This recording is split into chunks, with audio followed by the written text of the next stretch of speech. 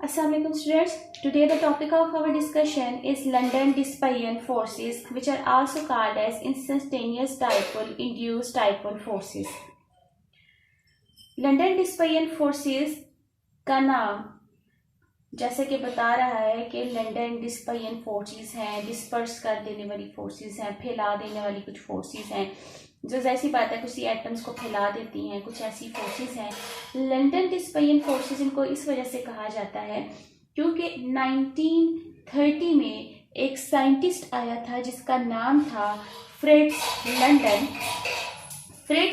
London ने first time in forces of attraction के बारे में डिटेल स्टडी की थी, जिसकी वजह से इन फोर्सेस ऑफ अट्रैक्शन का नाम लंदन डिस्पियन फोर्सेस रखा गया। लेकिन एक्चुअल में अगर हम इनको समझना चाहें तो इनका नाम है instantaneous dipole induced dipole forces.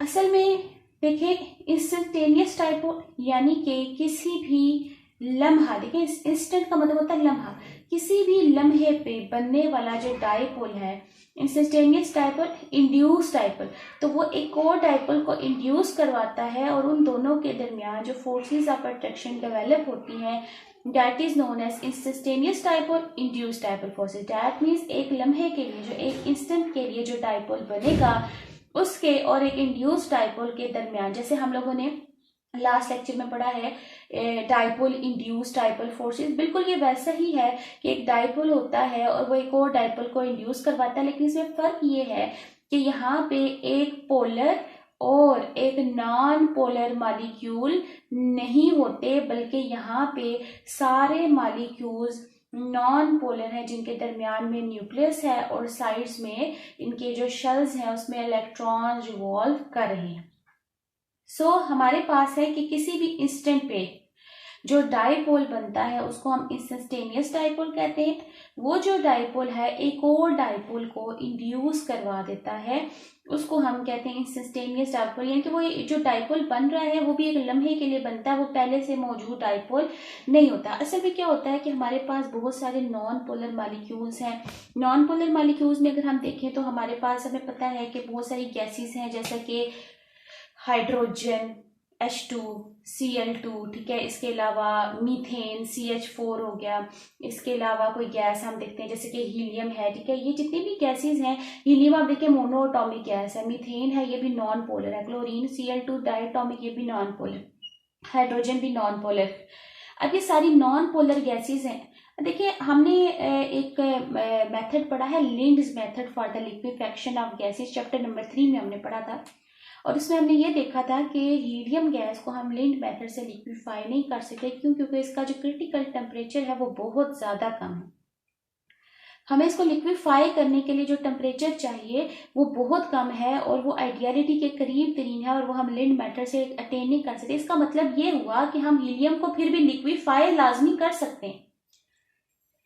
Helium को अगर हम लिक्विफाई कर सकते हैं, इसका मतलब है कि देखिए नॉर्मली तो हम ये कहते हैं कि हीलियम एक मोनोएटॉमिक गैस है और ये नोबल गैस है और नोबल गैसेस जो हैं वो बॉन्ड नहीं बनाती। तो हीलियम के मॉलिक्यूल जब गैसियस स्टेट में मौजूद हैं तो इनके दरमियान कैसे अट्रैक्टिव फोर्सेस डेवलप हो जाती हैं कि ये गैस से लिक्विड बने। क्योंकि हमें पता है कि एक सब्सटेंस अगर गैस से लिक्विड बन रहा है तो उसके दरमियान अट्रैक्टिव फोर्सेस आ जाती हैं, तभी वो मॉलिक्यूल्स यहाँ से एक दूसरे के करीब आए होते हैं और उनमें अट्रैक्टिव फोर्सेस डेवलप होती हैं, तभी वो गैस मॉलिक्यूल बन सकती है। तो हीलियम के मॉलिक्यूल में वो फोर्सेस ऑफ अट्रैक्शन कैसे डेवलप हो जाती हैं कि एक गैस, ये भी एक इतनी स्टेबल गैस है, वो लिक्विड में कन्वर्ट हो जाती है। असल में होता ये है कि जो गैस के मॉलिक्यूल्स हैं, जो नॉन पोलर मॉलिक्यूल्स हैं, वो जब हम इसको कंटेनर में रखते हैं थोड़ा सा ऑब्वियसली फिर हमें प्रेशर भी थोड़ा सा लगाना पड़ता है, काफ़ी हद तक लगाना पड़ता है ताकि हम मॉलिक्यूल्स एक दूसरे के करीब आएँ। जब ये मॉलिक्यूल्स एक दूसरे के करीब आते हैं तो देखिए ये इलेक्ट्रॉन दोनों नॉन पोलर एटम्स के इलेक्ट्रॉन्स एक दूसरे को रिपेल करते हैं। इस रिपल्शन की वजह से होता ये है कि एक एटम के इलेक्ट्रॉन्स एक साइड और दूसरे एटम के इलेक्ट्रॉन दूसरी साइड पे पुल हो जाते हैं और ये हमारे पास एक डाइपोल बन जाता है और ये भी एक डाइपोल बन जाता है। अब देखें इसके इलेक्ट्रॉन्स इस साइड होंगे, इसके इलेक्ट्रॉन्स इस साइड होंगे, दोनों के पॉजिटिव इस साइड होंगे। अब ये जो डाइपोल बनता है एक लम्हे के लिए बनता है, इसको हम कहते हैं इंस्टेंटेनियस डायपोल। ये हमारे पास इंस्टेंटेनियस डायपोल्स बने हैं, ठीक है। ये एक डायपोल है, ये दूसरा डायपोल है। ये एक लम्हे के लिए बनते हैं। और क्यों? क्योंकि इलेक्ट्रॉन्स रिवॉल्व कर रहे होते हैं, जो इधर जाते हैं फौरन से रिवॉल्व करके वापस अपनी इनिशियल स्टेट में आते हैं। लेकिन जो ये एक लम्हे के लिए डायपोल बना है, अब देखिए 2 मॉलिक्यूल्स तो नहीं, ऐसे तो हजारों लाखों मॉलिक्यूल्स होते हैं। ये करीब तरीन मौजूद किसी और नॉन पोलर, ऐसा ही एक और एटम होगा, उसके इलेक्ट्रॉन्स को रिपेल कर देगा।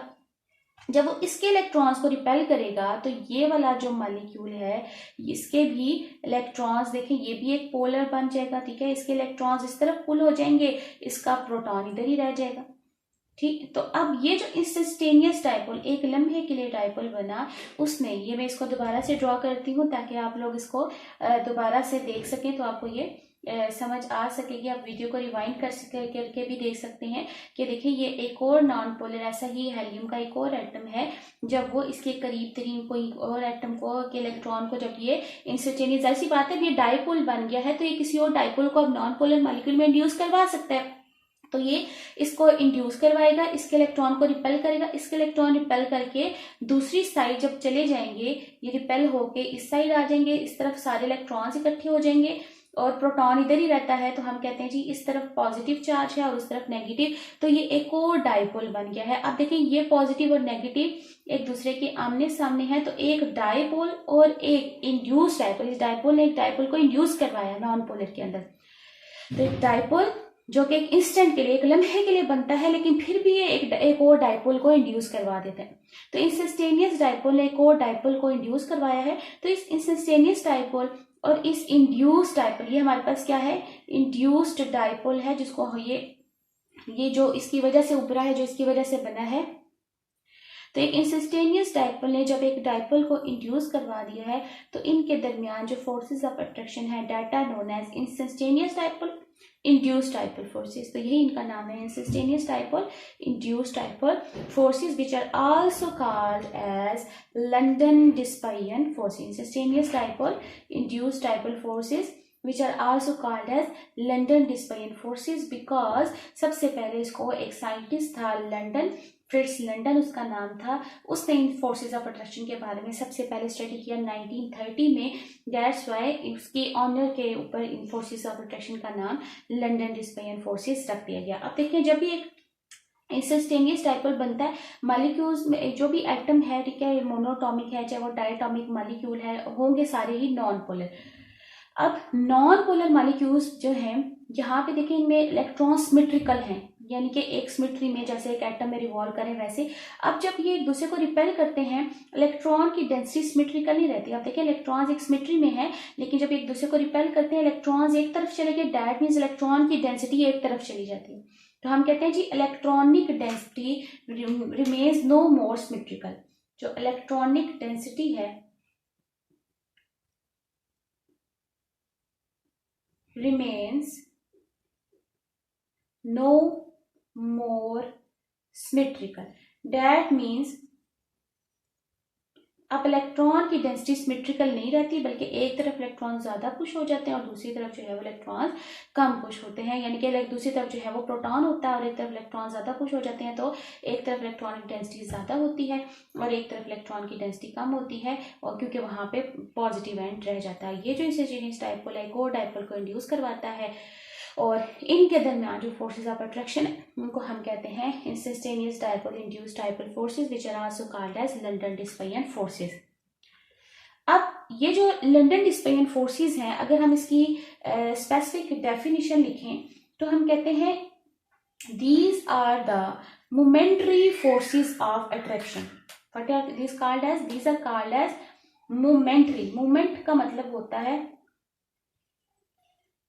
एक लम्हा, ठीक है। Momentary forces of attraction means एक लम्हे के लिए जो फोर्सेस ऑफ अट्रैक्शन आती हैं between an instantaneous dipole and induced dipole are called as London dispersion forces LDF। तो ये जो एक लम्हे के लिए फोर्सेस ऑफ अट्रैक्शन डेवलप होती हैं इंस्टेंटेनियस डायपोल और इंड्यूस्ड डायपोल के दरमियान, इनको हम कहते हैं इंस्टेंटेनियस डायपोल, इंड्यूस्ड डायपोल या London dispersion forces L for London, D for dispersion, F for forces LDF। अब ये एक लम्हे के लिए फोर्सेस होती हैं, जितनी जल्दी ये बनती हैं उतनी जल्दी गायब हो जाती हैं। क्यों? क्योंकि इलेक्ट्रॉन्स मूव कर रहे हैं। इंस्टेंटेनियस डायपोल खत्म हो जाएगा, ये खत्म हो जाएंगे, ये वाला यहाँ पे एक और किसी और मॉलिक्यूल को जो है वो इंड्यूस्ड डायपोल बनवाएगा। अब ये इंस्टेंटेनियस डायपोल, ये जो ही डायपोल्स खत्म होते हैं ये भी अपनी नॉर्मल स्टेट पे आ जाता है। ये एक जगह खत्म होते हैं दूसरी जगह बन जाते हैं, दूसरी जगह खत्म हो जाते हैं तीसरी जगह बन जाते हैं, 3-4 जगहों पे बने हुए हैं वहां से खत्म होते हैं, 4-5 जगहों पे और बन जाते हैं। तो इस तरीके से क्या होता है, ये फोर्सेस जो है वो एक लम्हे के लिए बनती हैं, एक लम्हे के लिए खत्म हो जाती हैं, फिर बनती हैं, फिर खत्म हो जाती हैं, एक जगह बनती हैं दूसरी जगह खत्म हो जाती हैं। तो ये एक लम्हे के लिए फोर्सेस ऑफ अट्रैक्शन होती हैं, क्योंकि electrons keep on revolving, electrons revolve करते हैं। तो ये जो एक लम्हे के लिए फोर्सेस ऑफ अट्रैक्शन है बिटवीन इंस्टेंटेनियस डायपोल और इंड्यूस्ड डायपोल, इन्हीं को हम कहते हैं लंदन डिस्पर्शन फोर्सेस या instantaneous dipole induced dipole forces. अब ये हर तरह के मॉलिक्यूल्स में होती हैं, कुछ पोलर मॉलिक्यूल्स के लिए भी बीच में भी ये लंदन फोर्सेस होते हैं, लेकिन पोलर मॉलिक्यूल्स के लिए हमारे पास और बहुत सारी प्रोमिनेंट फोर्सेस हैं, डायपोल डायपोल इंटरेक्शन है and hydrogen bonding and many more attractions. So this is specifically for the non-polar molecule, क्योंकि non-polar molecule में सिर्फ और सिर्फ जो attractions होती हैं वो कौन सी होती हैं, लंदन डिस्पर्शन फोर्सेस। तो जब भी non-polar molecules की बात की जाएगा इनमें कौन सी फोर्सेस ऑफ अट्रैक्शन है, that are known as London dispersion forces of attractions हैं।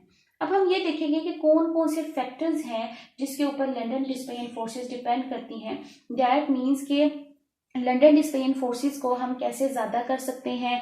लंदन डिस्पर्शन फोर्सेस हमारे पास ऐसी फोर्सेस हैं कि जिनको हम जो है वो बहुत सारे फैक्टर्स की वजह से ये ज़्यादा भी हो जाती हैं, और हम यहाँ से हम ये भी देख पाएंगे कि ये फिर कम कब होती हैं।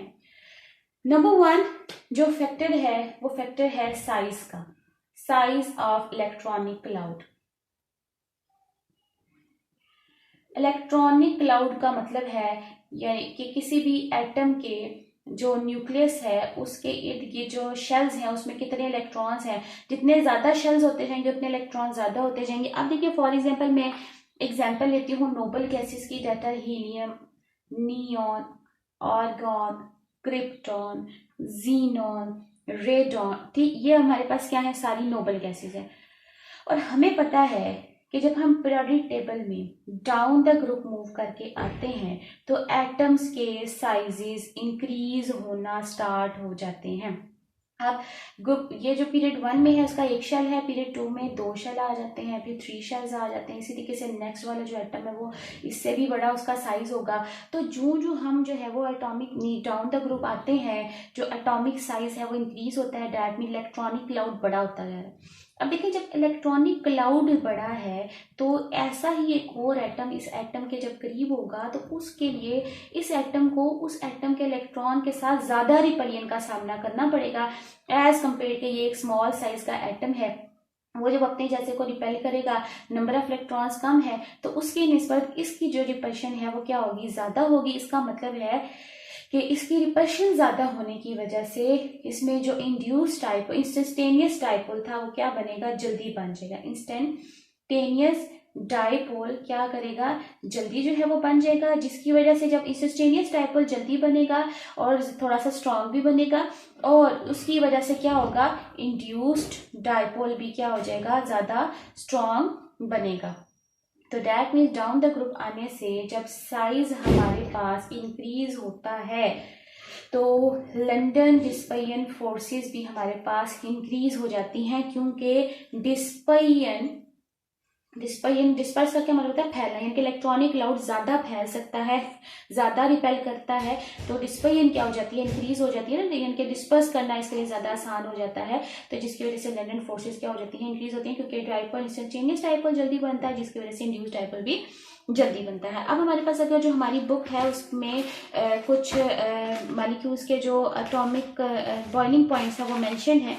जैसे हमें अगर हम इस पर देखें तो ये देखिए हमारे पास जो हीलियम का बॉइलिंग पॉइंट है वो यहाँ पे शो किया गया है। इसके साथ ही हमारे पास रेडॉन का बॉइलिंग पॉइंट, अब हीलियम का बॉइलिंग पॉइंट शो किया है -260 -68.6, जबकि रेडॉन का जो बॉइलिंग पॉइंट है वो है -61.8 डिग्री सेंटीग्रेड। अब हमें पता है कि जो रेडॉन है वो एक हाईली अनस्टेबल मॉलिक्यूल है, रेडियो एक्टिव होता है। डेट से हम जो बॉइलिंग पॉइंट अगर हम जीनॉन तक भी अगर आपको याद हो जाते हैं तो डेट्स ऑफ कि आप एक जीनॉन का याद कर लें, चाहे तो हाली रेडॉन का हीलियम और जीनॉन का कर लें या हीलियम और रेडॉन, आप दो मॉलिक्यूल्स का जो है मोनोटॉमिक मॉलिक्यूल्स का इनका बॉइलिंग पॉइंट याद कर सकते हैं।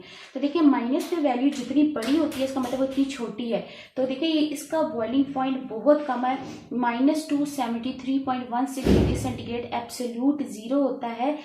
ये उसके करीब करीब है, देखिए -270 के करीब ये जा रही है। -268.6 डिग्री सेंटीग्रेड इसका बॉइलिंग पॉइंट है, जबकि रेडॉन का बॉइलिंग पॉइंट देखिए इंक्रीज है, वो -61.8 डिग्री सेंटीग्रेड पे बॉइल होना स्टार्ट हो जाता है। That means down the group आते हुए बॉइलिंग पॉइंट्स बढ़ेंगे। देखिए बॉइलिंग पॉइंट किसी भी सब्सटेंस का तब बढ़ता है जब उसमें फोर्सेस ऑफ अट्रैक्शन ज्यादा होती हैं। जब अट्रैक्टिव फोर्सेस ज्यादा होंगी, जो मॉलिक्यूल्स एक दूसरे से टाइटली बाउंड होंगे, तो जाहिर सी बात है उनका बॉन्ड तोड़ना मुश्किल हो जाता है, तो बॉइलिंग पॉइंट्स क्या हो जाते हैं, इंक्रीज हो जाते हैं। तो जो फोर्सेज ऑफ अट्रैक्शन इंक्रीज होती हैं तो लंडन फोर्सेस बढ़ेंगी, तो बॉइलिंग पॉइंट्स क्या होंगे, डाउन द ग्रुप आते हुए साइजेस बढ़ेंगे। साइजेस बड़े होने से डाइपोल जल्दी बनेंगे, फोर्सेस ऑफ अट्रैक्शन स्ट्रांग होंगी। इन फोर्सेस ऑफ अट्रैक्शन स्ट्रांग होने की वजह से बॉइलिंग पॉइंट्स क्या हो जाते हैं, ज्यादा हो जाते हैं।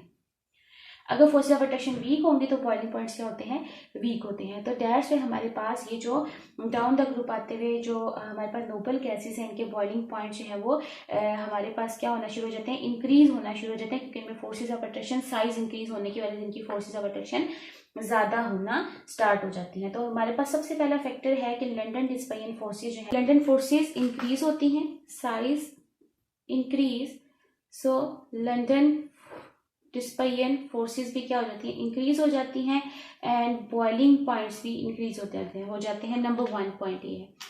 नंबर 2 ये पॉइंट है कि जो साइज है इसकी वजह से लंडन डिस्पेयन फोर्सेस क्यों इंक्रीज हो रही होती हैं, क्योंकि पोलराइज एबिलिटी इंक्रीज हो रही होती है। What is the meaning of polarisability? Polarisability का मतलब है एबिलिटी टू फॉर्म पोल्स। ठीक है, एबिलिटी का मतलब होता है सलाहियत, पोलराइज होने की सलाहियत, यानी कि पोलराइजेबिलिटी, पोलराइज होने की सलाहियत, यानी कि ability to form poles, poles बनाने की एबिलिटी, उसको कहते हैं पोलराइजेबिलिटी। तो जो डाउन द ग्रुप आते हुए साइजेस इंक्रीज होते हैं तो पोल्स बनाने की सलाहियत, पोल्स बनाने की सलाहियत, पोलराइजेबिलिटी भी क्या होगी, इंक्रीज होगी।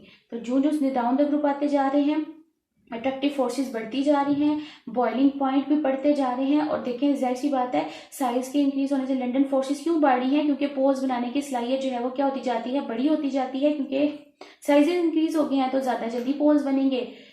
तो दैट मीन्स कि जो साइज है वो डायरेक्टली प्रोपोर्शनल है पोलराइज एबिलिटी के, यानी कि जितना बड़ा साइज होगा उतना ज्यादा जल्दी क्या बनेंगे, पोल्स बन जाएंगे। सो नंबर 2 पॉइंट, अब जब हेडिंग डाल के आप लोग इसका आंसर लिखेंगे तो आप ये लिखेंगे size of electronic cloud. Number 2 point is the polarisability, और साइज इंक्रीज होने के साथ ही ये लिंक करता है आपके साथ आपका जो पोलराइजेबिलिटी का फैक्टर है। तो असल में अगर हम पोलराइजेबिलिटी की डेफिनेशन देखें तो हम कहते हैं द एक्सटेंट